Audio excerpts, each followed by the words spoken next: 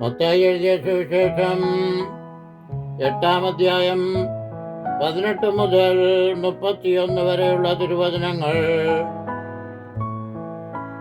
എന്നാൽ യേശു തന്റെ ചുറ്റും വളരെ പുരുഷാരത്തെ കണ്ടാറെ അക്കരയ്ക്ക് പോകുവാൻ കൽപ്പിച്ചു.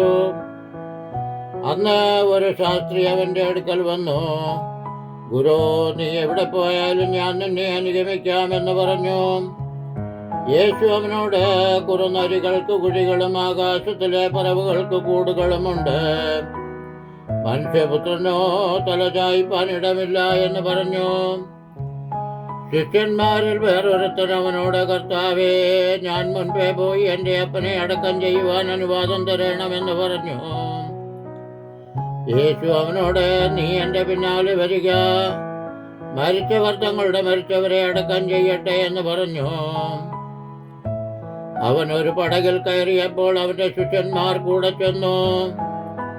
പിന്നെ കടലിൽ വലിയ ഓളമുണ്ടായിട്ട് പടക തിരകളാൽ മുങ്ങുമാറായി. അവനോ ഉറങ്ങുകയായിരുന്നു.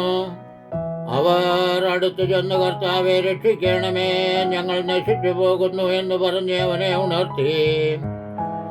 അവൻ അവരോട്, അല്പവിശ്വാസികളെ, നിങ്ങൾ ഭീരുക്കളാകുവാൻ എന്ത് എന്ന് പറഞ്ഞ ശേഷം എഴുന്നേറ്റ് കാറ്റിനെയും കടലിനെയും ശ്വാസിച്ചപ്പോൾ വലിയ ശാന്തതയുണ്ടായി.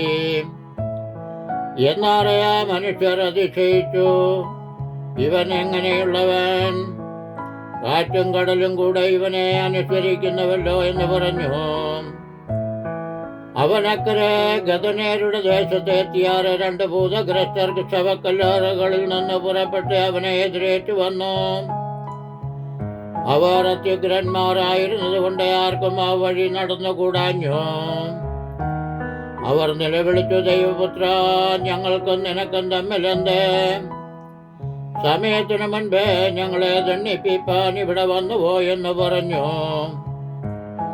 അവർക്കകലെ ഒരു വലിയ പന്നിക്കൂട്ടം മേഞ്ഞുകൊണ്ടിരുന്നു.